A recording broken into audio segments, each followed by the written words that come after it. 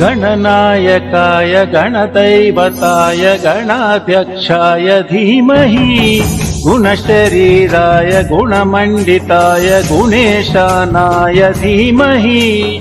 गुणातीताय गुणाधीशाय गुणप्रविष्टाय धीमहि एकदन्ताय वक्रतुण्डाय गौरीतनयाय धीमहि गजेशानाय बालचन्द्राय श्रीगणेशाय धीमहि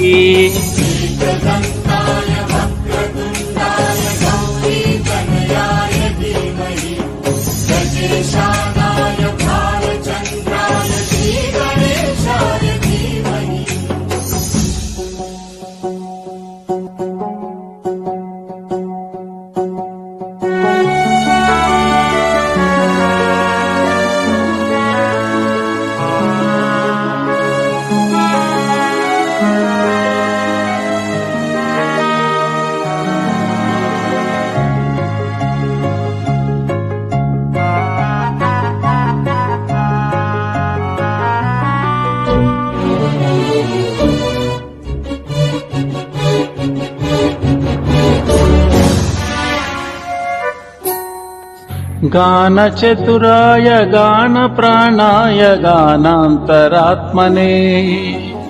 गानो सुखाय गानमत्ताय गानो सुखमनसे गुरुपूजिताय गुरुदैवताय गुरुकुलस्थायिने गुरुविक्रमाय गुह्यप्रवराय गुरवे गुणगुरवे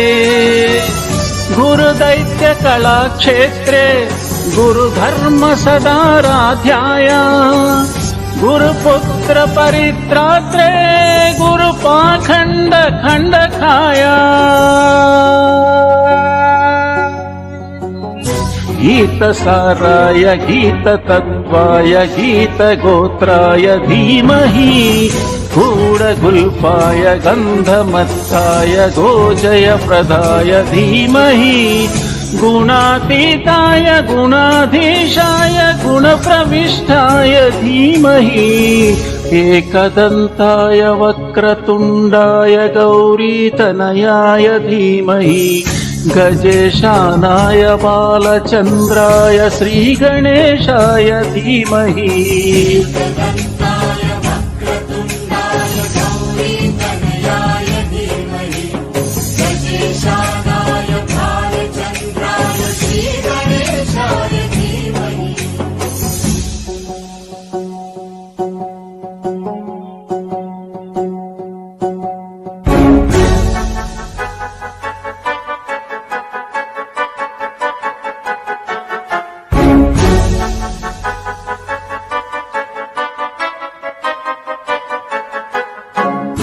सर्वराजाय गन्धाय सर्वगानश्रवणप्रणयिने गाढानुरागाय ग्रन्थाय गीताय ग्रन्थार्थतत्त्वविदे गुणवते गणपतये ग्रन्थगीताय ग्रन्थगेयाय ग्रन्थान्तरात्मने गीतलीनाय गीतश्रायाय गीतवाद्यपटवे ध्येयचरिताय गायगवराय गन्धर्वप्रियकृपे गायकाधीनविग्रहाय गङ्गाजलप्रणयवते